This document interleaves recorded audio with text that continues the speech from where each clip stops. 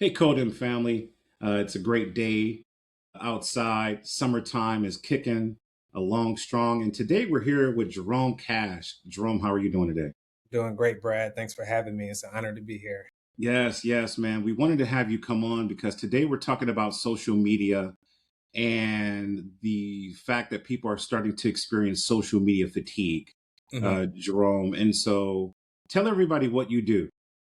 So, as Brad said, my name is Jerome Cash. I'm a licensed independent counselor. Recently, just obtained my independent licensure, and so I work at a private practice, Washington Wellness Institute in the North Collinwood area. I am also CEO of Express Not Suppress, a nonprofit that focuses on diverse individuals in the neurodivergent population in a psycho-spiritual neuro affirming care safe space. And so also I work with individuals, couples, specialize in autism, trauma informed care, and so I'm in CMSD schools. I'm in a community a lot, and social media is something that is not talked about enough, especially from a trauma informed care, lens and perspective. Wow, bro, that is a nice resume. And I didn't know that you did so much. And we may have to do another podcast, bro. You just said a mouthful there. Yeah, Um, but today I wanted to talk to you about social media fatigue. It's in our June issue, where we kind of write an article about the struggles that people are having to decompose, detoxify themselves off social media, Jerome. Right now, they're predicting that people are spending more than 8 hours a day on their devices, staring at the screen. It's the number one risk for young girls between 11 to 16 in terms of harm to them. More than bullying, more than anything else, social media and the judgment and the harm that it causes. It's the number one threat to young girls. hmm So we have to talk about it. You ready? oh yeah, absolutely. It's a lot to talk about. Yes. So I know, I come from a Generation X world where I was born before the internet, right? But my children were born into the internet. And so they're the first generation millennials and the Gen Y and all those guys. They don't know the world without social media. Um, Listen, I'm not going to sit here and say that social media is all bad. There's some wonderful things, connecting with friends and the reels, the funny reels, and the commentary on life and the comedic reels that happen. But on the Mhm. flip side is the algorithm, the isolation it creates. And so we have to talk about this a little bit because we have a society where we're having less kids, we're having less sex, we're isolated more than ever. What do we do? And Brad, I think you hit that right on the nail, and that's exactly what I was going to open up with, that statement of the algorithms.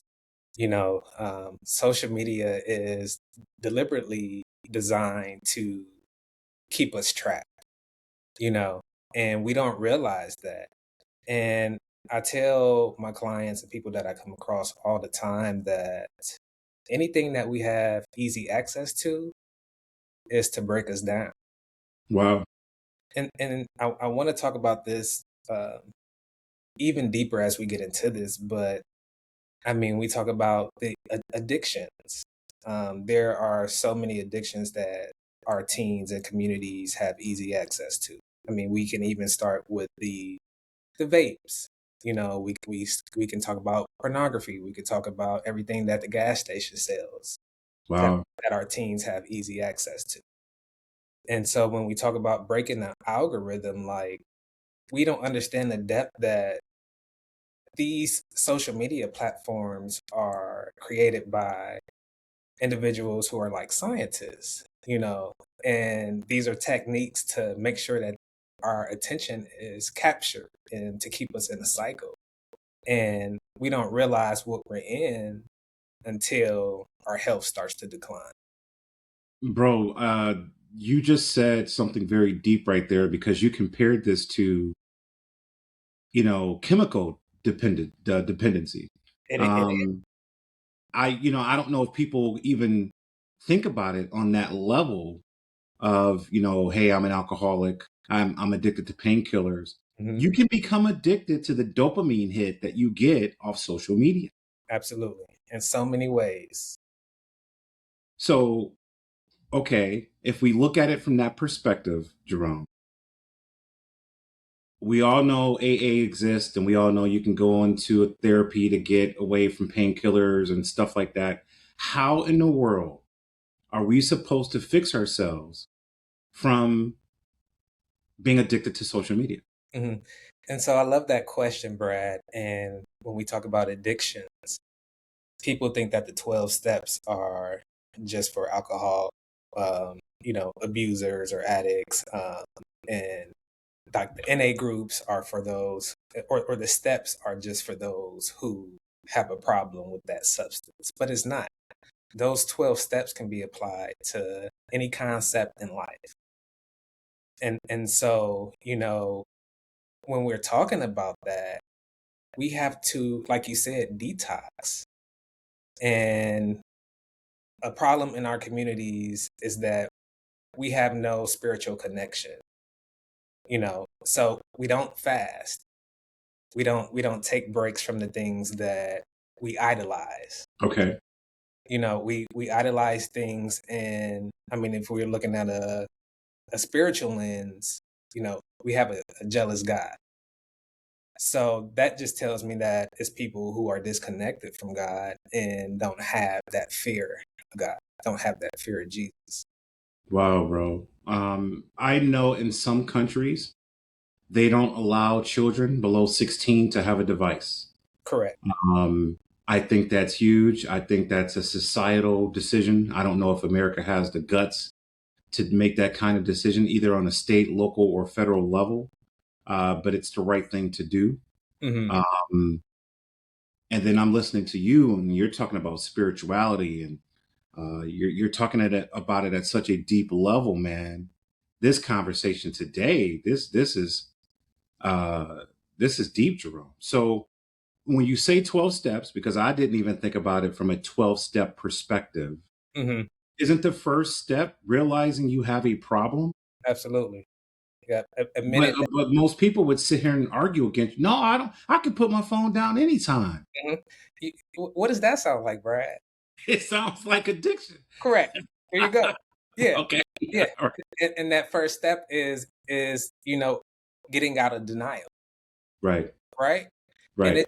when you say that, it sounds like every other addiction that is in our communities. And I just think about so many people that I work with, and so many family members who are like, I have control over this. But clearly you don't, because it's breaking you down and it's keeping you in a loop. And we see so many people, even at events. I'm sure you do, especially with your children. People just are head down, just scrolling. Bro, I'll be driving on the freeway Oh and my God. pass a lady or person. I don't mean to choose gender, Hmm. but I'll pass by somebody and they're staring at their phone going 70 miles an hour. We went to dinner the other night with four other couples and a table walked in with 10 people. And I think five were kids, four parents, and every single child had a tablet. And the tablet's volume was so high it disrupted the entire restaurant, and the parents didn't seem to care that their children's devices were making so much noise in a public space, bro. The respect is gone. Yeah. Kids don't seem to be able to handle any type of time away from devices. Hmm. Parents are using devices to pacify their children. You're seeing kids throw temper tantrums if they don't have the phone in their hand. Hmm. I don't know what to do, bro. Yeah. Yeah. And I think it starts here, having these conversations and talking about this more in the community. And honestly, this topic, I just feel like was divine timing. I'm actually next week starting a 4-day series workshop with oncoming freshmen coming into Maple High School. And so this is something that I would love to incorporate into that material. Like this needs to be a shift because this is important to talk about with our youth. So let's go deeper into that for a second. So when you say a 4 day, is it a seminar? Is it just a, so what does that comprise? So basically, I have an opportunity to facilitate different themes or topics with Okay. about the students that are going to be freshmen in high school. And so I'm going to open it up with one of my activities called Pick Up My Problem. One of my favorite activities, and I do this in many settings and environments. And so basically, the whole group writes down a problem that they're either going through, that they're worried about in the future, or something that has been haunting them that maybe they haven't expressed or talked about. So they write this down anonymously on a piece of paper. Everybody balls it up, puts it in a hat. Somebody picks up another person's problem. Interesting. Yes. And so they talk about it, they give feedback, suggestions, and this opens up dialogue and conversation and support, allowing that person not to feel alone. And Interesting. not putting them on the front or embarrassing Okay. them, because we know that that emotion of embarrassment is what prohibits a lot of people from speaking up. Interesting. So what is the outcome you're looking for after the 4 days? Is it that they're more cognizant of the damage that social media does? What is the desired outcome? Absolutely. So it's to increase awareness and mindfulness that you're not alone when it comes to these barriers that our communities face. But Okay. also, yes, the damage, and as we're talking about the addiction, that chemical dependency that's actually being created when it comes to social media. Wow. Yeah, yeah. Wow. So Hmm. it sounds like you're almost using, I don't want to say empathy, but it sounds like you're using empathy to create scenarios in which people begin to think about each other. Is that Absolutely. kind of some of the process there? That is definitely a significant factor in it. Okay. Yeah. All right. Mhm. Wow, bro. So I looked up, preparing for this call, 5 things that you can do to kind of detox from your phone, whether it be go for a walk, do activities which uses your hands, which is sports, fishing, golf, some basketball, just some quality time away from the device. Absolutely. Um, family time with friends and family. Maybe you schedule as a reward. If you work all day and you do this, this, and that, okay, from 10 o'clock to or 8 o'clock till 10 o'clock at night, you're allowed to maybe have 2 hours of device time. Hmm. There are literally scientists and doctors and therapists out there trying to design ways for us to be able to detox and put the phone down. Do Hmm. you have any other suggestions Yeah. on how to detox from your device? I I can give you some personal experiences, and first and foremost for me is fasting. As I mentioned earlier, Yes, you anything do. that we're giving too much attention to, um, we're idolizing. We're putting before God and our purpose. So that's is taken away from our purpose. Comparison is the thief of joy. And I can even say that for myself. When I see other posts or other mental health events, it steals away from what my mission is versus what I think I should be doing or what I should be receiving, or a place that I should be a part of. And so I have to be mindful of that. And when I catch myself in that cycle of scrolling, like your phones, especially if you have an iPhone, it'll tell you like your screen time. Really? Okay. Yeah, absolutely. It'll tell you your screen time for the week. So that's something that you can monitor. But also what I do is just delete my social media apps.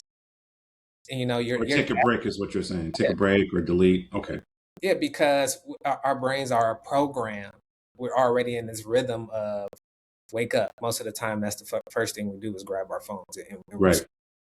and so we have to break that cycle. And you can say, okay, I'm gonna stay off of social media, but your body keeps the score of what it knows.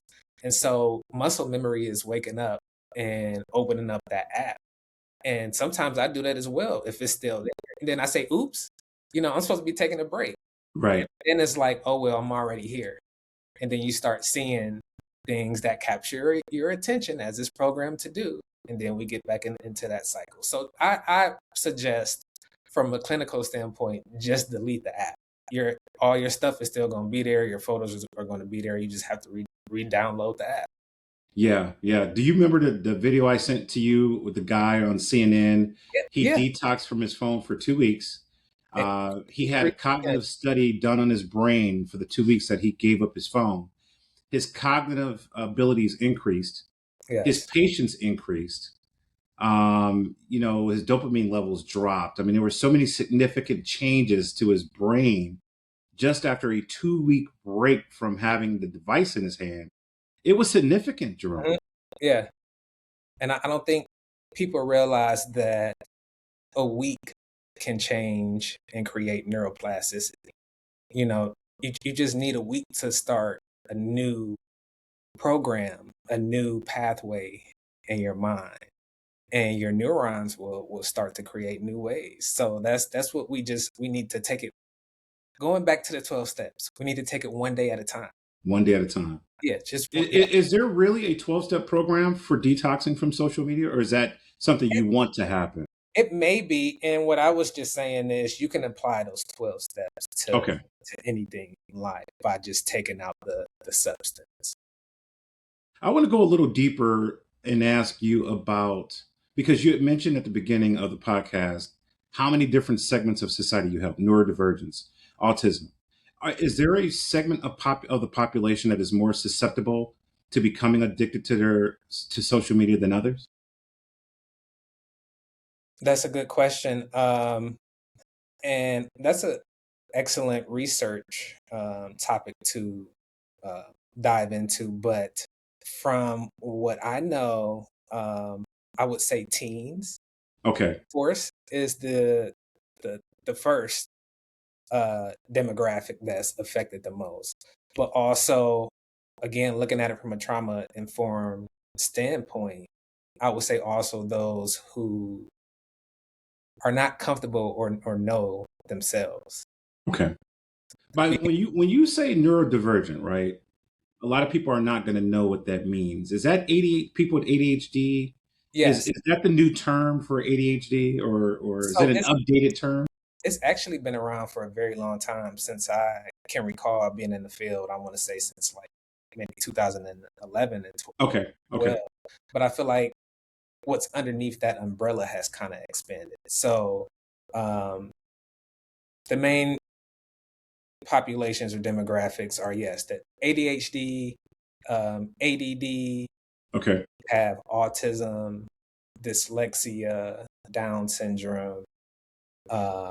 And now it's more so you see different charts or different research that includes maybe individuals with schizophrenia. Okay. All right. Bipolar, OCD. So I guess it just depends on the environment and the setting for those different symptoms. Interesting, bro. Mm-hmm. So, you have kids complete the 4-day program as they're entering into high school. Mm-hmm. Have you taught that before? What were the results after you taught that course? Yeah, I love that question too. And so I want to say continued psychoeducation on mental health. Okay. Connection with therapy. And I went to Luther and Nice. I got invited to speak Black History Month back in February. And this was just like a 1-day series. And I did the Pick Up My Problem. And maybe about 3 students ended up reaching to me. And I see 2 of those students right now for individual therapy, but also one of them is in my group. Man, that is, bro, you're changing lives out here, Jerome. Yeah. And if you just touch a couple of students and you see that pull and that attraction from somebody that looks like you and they're showing up consistently, that says a lot. So it's rewarding for me I also graduated from Luther and Nice. So to be back in that high school, working with students and giving back is amazing. Bro, that's incredible, man. That is incredible. So let's talk about you a little bit. Where did you get your start? What made you interested in therapy itself? hmm So I grew up from a single parent household, and my father was absent, and unmet needs turn into irrational behaviors. Wow. Okay. Yes, so as the only child as well, school was my outlet. And so, I got in trouble for talking a lot. I got in trouble for um, doing things that my mind was curious of Okay. um, Okay. for example, some children are like, you tell them or you give them directions, and they're like, well, what happens if I try this? What Okay. happens? Will I really get burned if I put my hand on the stove? And so, I took those risks. Um, and being talking about neurodivergency, I had ADHD. I was diagnosed with ADHD. But back in the early 90s, it was labeled as bad. And so for me, I was recognized and I gained attention from, I guess, doing bad behaviors. Wow. But Okay. for me, I was just trying to be seen, and that's what got me seen. I remember in middle school, I want to say eighth grade, where in the yearbook they put, most notable to be successful as a business person, or things like that. They had like class clown in there, and like I was running for class clown. So it was, and when I back then it was like, okay, I'm seen, Right.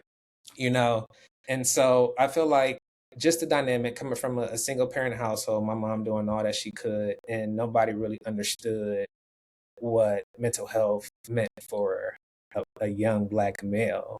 There was no support back in the early 90s like it is now.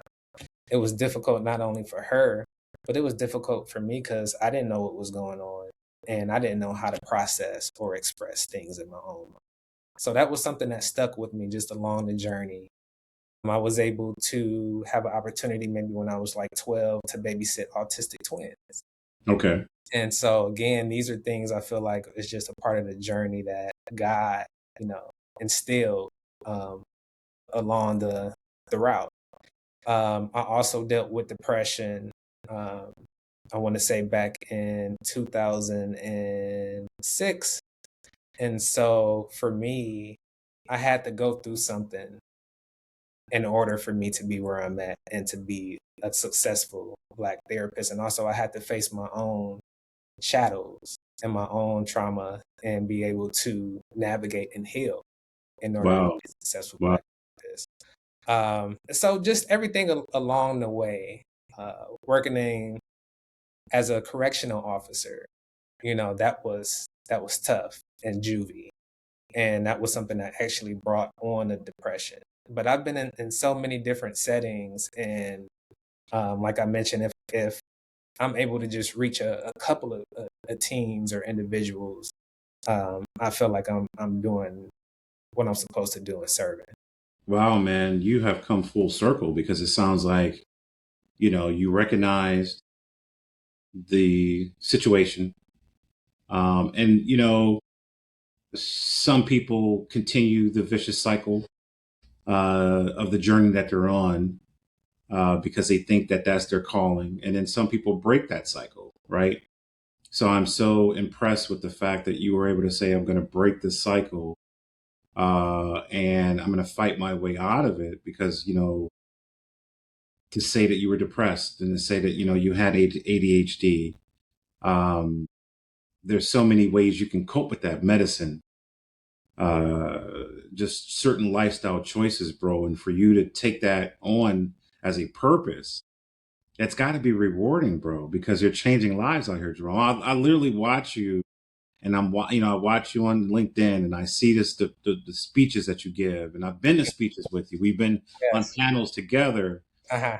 And I'm sitting there listening to you, and I'm like, okay, I'm listening to him, like I'm listening to you. I'm supposed to be up there, opining on certain aspects, and I'm paying attention to what you're saying, bro. Mhm. So I can definitely tell you're making a difference.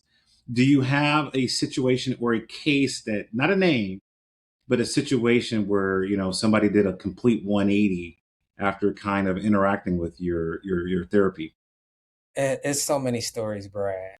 Um, and it's so rewarding, as you stated, just to hear that feedback of you changed my life, or you helped Right. me change my life. One of my favorite stories is meeting this gentleman, this black gentleman, in a safe space through Put 'em Layers Back. It was called Holding Space for Black Men. Okay. And so, uh, I think Marvin. Hmm. Uh, Marvin brought this gentleman, and it's word of mouth, and that's what, as black men, we need to do. Look, this event is free. Register. I'm gonna come with you. I'm gonna walk with you. That's what we need. We need more co-regulation from each other. We do. We do. You're right. And so this gentleman showed up, and he was consistent, and he was just going through so much. Lost a job, lost a wife, um, uh, you know, just lonely, just isolated, Yes. just like hit rock bottom. And I invited him to church. He showed up, and now he's a part of the media team at church. Okay. He's gained brotherhood at church. He obtained a great job. He repaired things in his marriage, and he built just community and a bond that will always be there. And he just constantly he just thanked me the other day so much, and I'm like, bro, I'm just happy that I could be a vessel and do God's work. And God gave you abundantly more than you lost. Wow. That is beautiful, man. And I know you keep when you talk about church, I don't want to belabor not belabor the point, but I want to make sure we kind of talk about that for a second Mm. because it resonates when you say living in your purpose, Hmm. fighting for something bigger than yourself. I know, for me, speak personally, Codem gives me the ability to interact with other people, tell their story, which is my therapy, bro. I mean, I get so much more than I give by giving people their 15 minutes. I get repaid for that and just satisfaction and watching people shine and Hmm. smile, bro. And I think everybody needs to have a purpose larger than themselves. Go out and volunteer, go donate your time, go paint the house for Habitat for Humanity, go do the blood drive, go clean a freeway, Yes, go teach a kid, go talk to a class. Just go find something you can do to give back. correct. You'd be surprised how much you get back and how much you fix yourself when you're busy fixing others. Absolutely. Absolutely. And again, that's part of the 12 steps. That last step is to um, help somebody else, give to others. Dude, So you're going to make me go up and look these 12 steps up because I'm not familiar with the 12 steps. got to, and that order is so significant. Even the fourth step is take a moral inventory of yourself daily. Wow. Wow. Wow. We're going to link the web page for your business in the bio. So if anybody wants to reach out to you for therapy, a conversation, Absolutely. is your calendar of where you're appearing included on your website for where you're going to be? No, and I'm actually working on that. Mark Johnson is working on my website, Oh, so Mark. Okay. that Yep. is in the process. But two things I want to say as I talk about ADHD and my journey. Um, I turned something that was a trial of, as I mentioned earlier, is I was curious when people told me not to do things, but God led me to utilize that and transform that problem into a strength. So Okay. now as a therapist, that's why I love what I do. And my ADHD is a superpower because I can see 10 clients in a day and, Wow. and remember their stories because I have a curious brain. So let's talk about you in terms of, taking on so much. What do you do to keep yourself healthy when you're taking on a grieving dad, like you just mentioned, a guy who had lost his wife, his job. What do Yeah, you do to keep your sanity? it is a lot to carry, but we also, in all our careers, we have a lot to carry. So for me, again, I'm gonna keep going to the fasting. Okay. giving up things that I idolize and taking that break. And that's a huge reset for me. But going into the sanctuary and just laying everything down on the altar, just releasing it and giving it to God. I tell my Man. clients all the time that if you don't have a higher power, then you're carrying everything by yourself. And the people who I see struggle the most are those individuals who don't have a higher power. They don't have faith. Okay. Well, And brother, I mhm, appreciate this half an hour of time, and I hope somebody was able to recognize if they do have a problem with social media fatigue and they need to get off social media.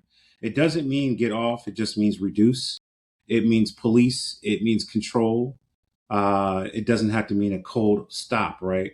mhm, Uh, but I thank you for coming on. I think we probably need to get on and talk about some other things in the future, my brother. absolutely, I agree.